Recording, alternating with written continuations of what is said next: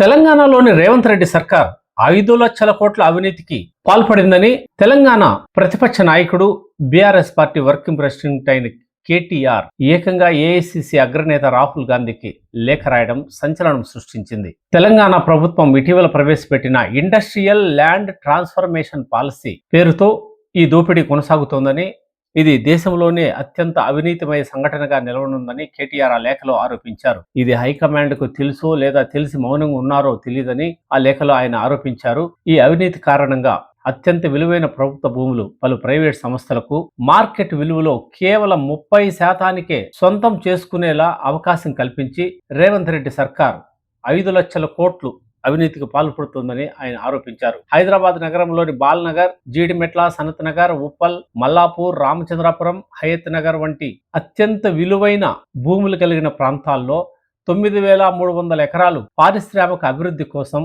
గత ప్రభుత్వాలు కేటాయించాయని, ఈ భూములను పారిశ్రామిక వృద్ధి, ఉపాధి కల్పన, దీర్ఘకాలిక ఆర్థిక అభివృద్ధిని ప్రోత్సహించడానికి రాయితీ ధరలకు ఇచ్చినట్లు ఆ లేఖలో ఆయన వివరించారు.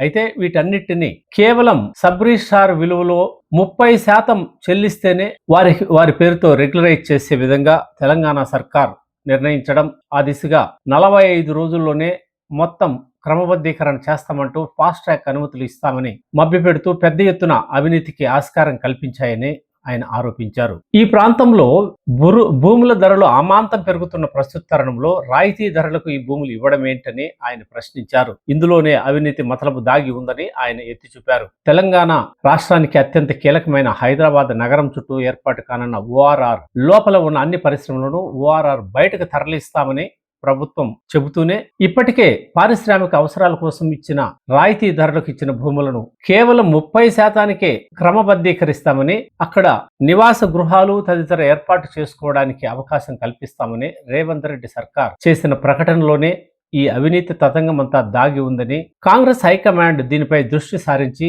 తెలంగాణ ప్రజల ఆస్తులను కాపాడాలని కేటీఆర్ ఆ లేఖలో విజ్ఞప్తి చేశారు. ఈ లేఖ ఆయన పత్రికలకు కూడా విడుదల చేశారు. ఈ బహిరంగ లేఖ తెలంగాణలో పెద్ద సంచలనంగా తయారైంది. ఏదేమైనా కాంగ్రెస్ ప్రభుత్వాలకి అవినీతి ఏమీ కొత్త కాదు.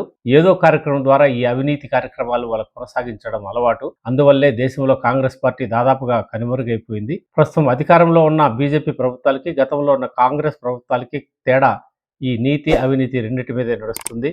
ఈ క్రమంలో ఇప్పటికైనా కాంగ్రెస్ హైకమాండ్ మేల్కొని తెలంగాణలో ఈ అవినీతి లేకుండా చూసేందుకు కృషి చేయాలని పలువురు కోరుతున్నారు.